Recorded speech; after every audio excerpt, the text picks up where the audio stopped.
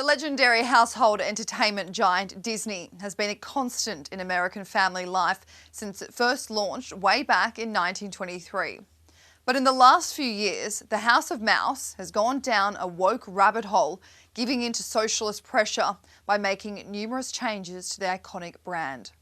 From changing Minnie Mouses' red dress to a progressive pantsuit, to recreating fairy tale stories to include all diversities, to the company engaging in politics, it's all led to a dwindling bottom line for the once mighty production house. Disney going woke has not been very well received in the United States, and that's not my opinion. It is something that comes from what we see every quarter and every year in terms of profits over at Disney. And at this point, in the past few years, since they decided to go down this road, since they decided to go and jump into a political debate, which as a major corporation probably is not a good idea because you risk alienating half of your potential customers, Disney has lost $150 billion with a B dollars as a result of taking on Governor DeSantis and his educational policies in Florida. Never a good idea to do this. Coca-Cola will tell you the same thing. Target will tell you the same thing. And Disney definitely can tell you the same thing, that when you decide to go into divisive issues, only bad things can happen. The solution should be for Disney, just simply continue to offer up a quality product. Don't go woke. Treat your customers well, treat your employees well, give back to the community in terms of charities, and everything will be fine, like it was for Disney, going all the way back to when it first started 100 years ago. They never had problems like this until they decided to be political. The idea of if you go woke, you go broke has been evident in the way Disney has taken a financial hit in the last few years. In mid last year, Disney shares dropped by 45% in a year, meaning the company had lost $150 billion of its market cap. In October this year, the share still hadn't properly recovered, still down 32% and down 60% since its 2021 high. Further fallout came this week when Jonathan Turley's report in The Hill indicated the company acknowledged in its annual SEC report it was facing hardship. We face risks relating to misalignment with public and consumer tastes and preferences for entertainment, travel and consumer products. The big box office movies Disney produces, its usual bread and butter, haven't seen its usual numbers. In fact, 4 of its recent films have lost the company $1 billion. The fact that Disney has lost more than $1 billion from their last 4 movies not only should be worrying for Disney, it should be the type of thing that gets people fired, because now you're talking about serious money. And again, the most guaranteed things in life, death, taxes, birds flying south for the winter, sun rising in the east, and anytime Disney puts out any movie, particularly of the animated variety, they always make money. They usually make $1 billion, like we saw with the Frozen franchise, and not losing $1 billion across 4 movies. The unthinkable is happening because many people in this country, particularly those on the right who deem themselves conservative, will not support Disney anymore as a result of them jumping into divisive issues in the way they have and always taking the side of the left and Democrats. They shot themselves in the foot here. This is a self-induced wound. And I'm not sure, once you have a perception that you are a woke company, that you support one major political party, that is something that you could recover from. The toothpaste is hard to put back in the tube. One of Disney's biggest public scandals came when it decided to engage in Florida politics. Governor Ron DeSantis introduced the Parental Rights in Education Bill, or informally known as the Don't Say Gay Bill, which prohibits state schools from teaching sexual orientation to children in kindergarten through to year 3. While the bill did eventually pass, Disney publicly pushed back last March when former CEO Bob Chapek opposed it, claiming the company would be reassessing its approach to advocacy, including political giving in Florida and beyond. It's fair to say this move enraged DeSantis to the point that he retaliated by taking away Disney's self-governing status, a luxury that saves the company millions of dollars each year. Disney, unhappy with Governor DeSantis revoking the theme park's special privileges, filed a lawsuit.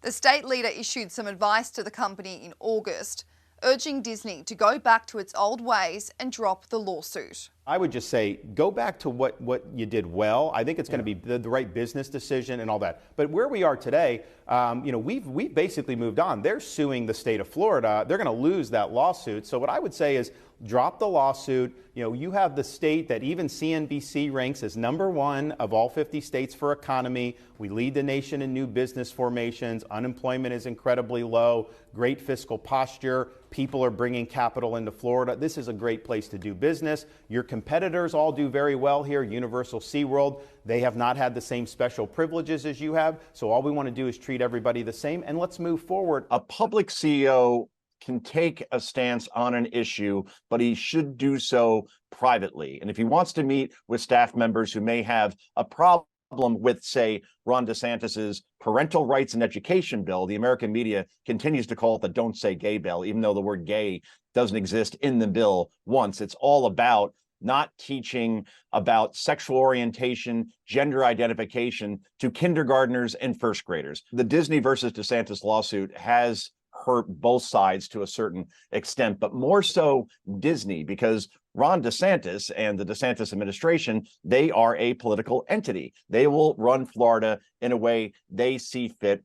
He won by 20 points, Ron DeSantis did. So obviously he feels he has some political capital. As for Disney, anytime you're in the American press, or any press for that matter, and they're not talking about your product or your theme park or your network, but they're talking about the fact that you're taking on a Republican governor on what you're calling a Don't Say Gay bill, when it's not a Don't Say Gay bill, it's a parental rights and education bill. When those are the headlines that you're generating, you're only asking for people to shun, dismiss, and no longer support your company as they had in the past. After a tumultuous few years in the spotlight, Disney ousted CEO Bob Chapek last November and rehired former CEO Bob Iger into the role. Bob Iger, who ran the company from 2005 to 2020, returned with the aim of steering the company back on track to its heyday.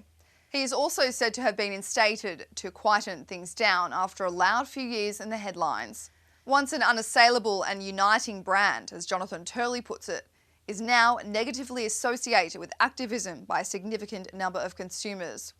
So it begs the question, even with the old CEO reinstated, can Disney turn things around financially and lose its activist brand status? The way for Disney to shift momentum back to being seen as the old Disney, one good thing they did was bring back Bob Iger, who ran the company for many, many years and was very successful in doing it. So now the face of Disney, of course, it's Mickey Mouse and it's all the characters that you see in movies, but the corporate face at least helps as far as shareholders being comfortable. But can Disney reverse the impression that they support the left, they support Democrats, that they have gone woke? That is a tough thing to do at this point because of social media and because of the impression that they have made. They may get some folks back. I would imagine that over time that will happen, but can they fully get back to being the juggernaut that they once were as far as entertainment and theme parks? Probably not. A company that can relate to Disney's financial slap from engaging in wokeness is Bud Light. When the company brought in trans activist Dylan Mulvaney as a paid promoter in April, it caused an uproar with the beer brand's usual target market of 21 to 34-year-old sports-loving men. From April to August, Bud Light's parent company, Anheuser-Busch, lost $395 million in sales. A major boycott of the beverage was seen across the United States when it was usually the country's #1 beer. The marketing decision from Bud Light saw a fiery reaction from even celebrities, especially country music stars.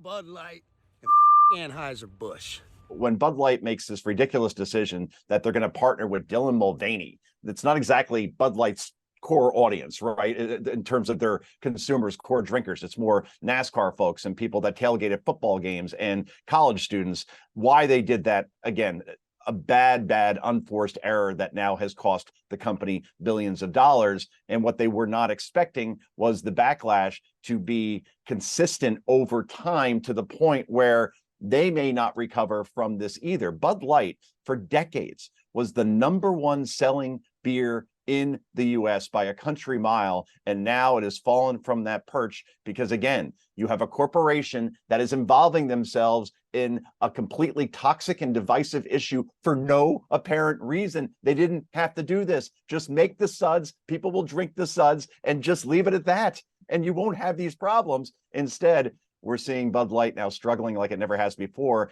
and you can't unring the bell once an impression has been made. And I don't know if Budweiser recovers from this fully, quite frankly. While brands like Disney and Bud Light have learned a brutal lesson that engaging in politics doesn't always benefit the company, it may not stop other brands from walking down the same woke path.